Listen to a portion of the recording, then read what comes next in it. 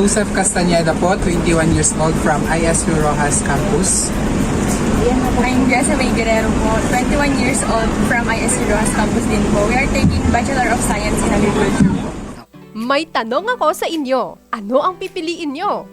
37,000 worth na smartphone or itong mushroom house na may kaparehong halaga? Siyempre po, mas pipiliin po namin yung mushroom house. Dahil po sa mushroom house, maaari po tayong kumita. Instead po sa pipiliin po natin ng cellphone, hindi po ito mag-gain ng profit.